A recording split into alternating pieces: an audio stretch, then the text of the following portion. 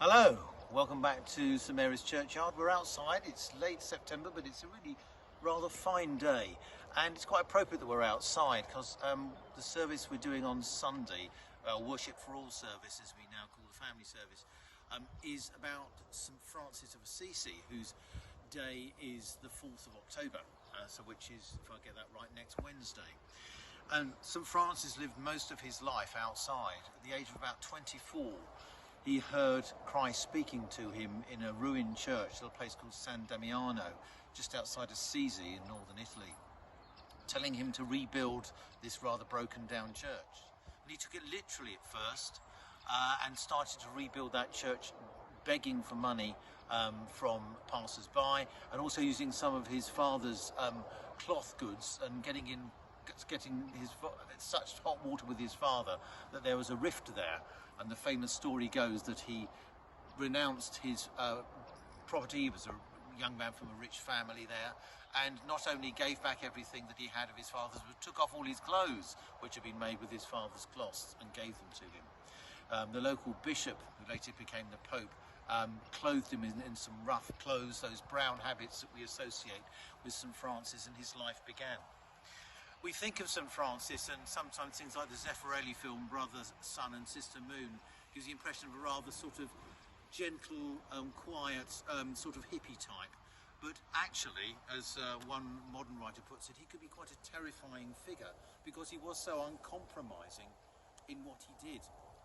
These are the words of Jesus when he sent his apostles out to preach.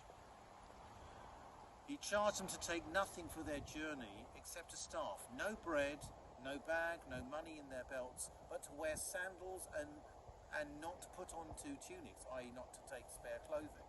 And he said to them, whenever you enter a house, stay there until you leave from there.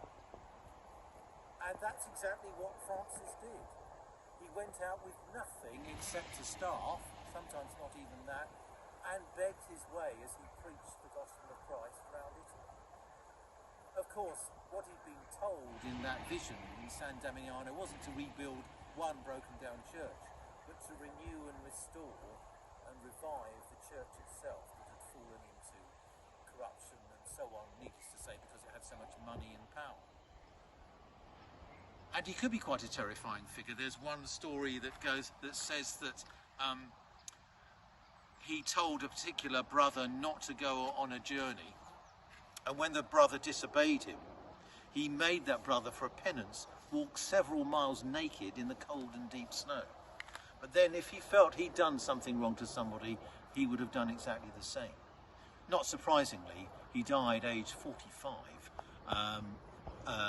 and was practically blind and in a great deal of pain by the time he died. But he remains a figure who is a visionary figure and probably the closest saint we have to someone like Christ.